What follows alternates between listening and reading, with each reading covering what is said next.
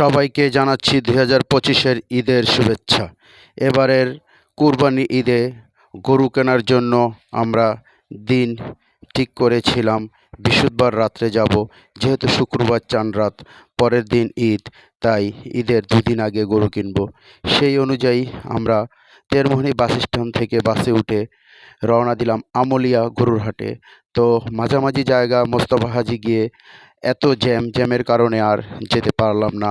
ওখান থেকে নেমে আমরা অনেকক্ষণ হেঁটে তারপরে আমলিয়া গরুর হাটে পৌঁছালাম। তবে গরুর হাটে পৌঁছে দেখতে পেলাম যে গরুর হাটে বলতে গেলে একেবারেই গরু নেই, রাস্তাঘাট একেবারে ফাঁকা, এবং কি হাটের ভিতরও ফাঁকা ফাঁকা, অল্প কিছু গরু আছে, যেখানে গরু কেনাটা আমাদের জন্য খুবই দুঃসহ ব্যাপার হয়ে দাঁড়াচ্ছে। কারণ গরুর দাম ক্রেতারা একেবারেই ছাড়তে চাচ্ছে না, যেহেতু গরু অনেক কম, তাই গরুর দামও অনেক বেশি।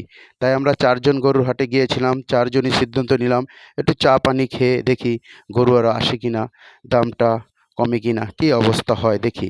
তো আমরা সেখানে আরও আধা ঘন্টা ওয়েট করলাম, ওয়েট করে চা পানি খেয়ে আবার গরুর হাটে ঘোরা শুরু করলাম। ঘুরে ঘুরে গরুর হাট দেখেছিলাম, কিন্তু ওই ফাঁকা ফাঁকা অল্প কিছু গরু আছে যার দাম বিক্রেতারা অনেক বলতেছে, যেখানে কোনোভাবেই গরু কেনা সম্ভব হচ্ছে না। এবং সেজন্য আমরা গরুর হাট থেকে আস্তে আস্তে বেরিয়ে যাব এবং সিদ্ধান্ত নিয়েছি সারুলিয়া গরুর হাটে যেয়ে তারপরে আমরা গরু ক্রয় করব।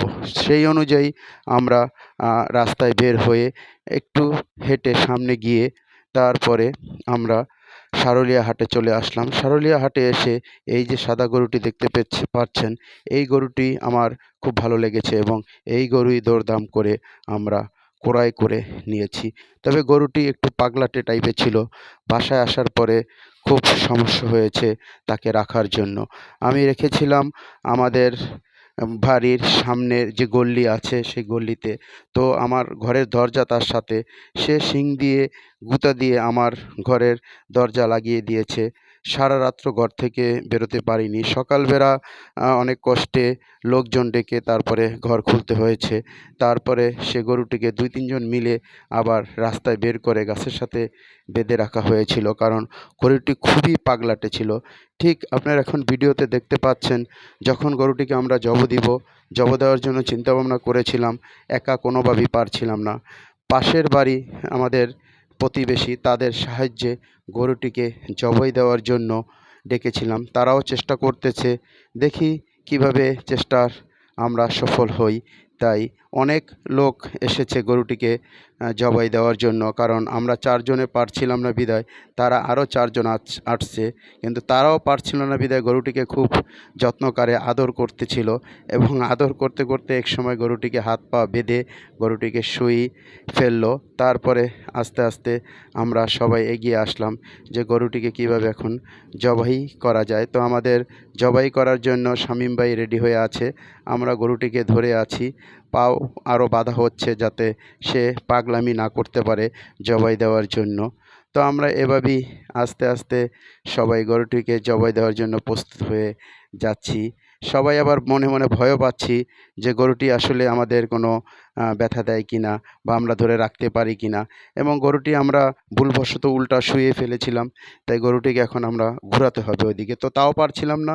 তো এক ভাই খুব সাহসী, উনি গরুটিকে অন্যদিকে ঘুরিয়ে জবাই করে দিয়েছে, এবং জবাই করার পরে আস্তে আস্তে আমরা মাংস ছুটিয়ে নিয়ে আসলাম আমাদের বাড়ির ভিতরে। তবে এখানে একটি কথা, আমরা কষাই নিয়েছিলাম, কিন্তু সে কষাই তারা দুপুরে কাটবে, তাই তাদেরকে বাদ দিয়ে আমরা যারা শরিক ছিলাম তারা সবাই মিলে গরু কাটা শুরু করে দিয়েছিলাম। তো মাঝখানে আরেকটি ভাই এসে আমাদের গরু কাটায় জয়েন হয়েছিল, তাকে টাকার বিনিময়ে রাখা হয়েছিল। তো সেও অত হাড্ডি বা কাটতে পারেনি, সে শুধু মাংস কাটতে পেরেছে, কারণ শুকনা লোকটা, সে অসুস্থ সম্ভবত, তাই হাড্ডি আমাকে কাটতে হয়েছে। আমি, আমার ছোট ভাই এবং আমাদেরই আরেকজন রফিক ভাই ছিল, সে হাড্ডি কেটেছে। এভাবেই আমরা গরু কাটা আস্তে আস্তে শেষ করতেছিলাম। তো এর ভিতরে প্রচণ্ড বৃষ্টি হয়েছে। সেই বৃষ্টির ভিতরেও আমরা কেউ থেমে থাকি নাই, সবাই বৃষ্টির ভিতরে নিচ দিয়ে পানি যাচ্ছে।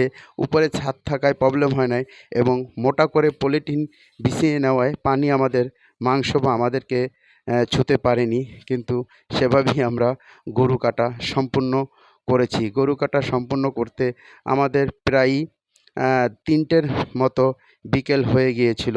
তো মাশাআল্লাহ গরু কাটা হয়েছে, গরুতে ভালো মাংস হয়েছে এবং আমরা সেগুলো গরিব দুঃখীর মাঝে এবং আত্মীয়দের মাঝে বিলি করতে করতে প্রায় সন্ধ্যা হয়ে গিয়েছিল।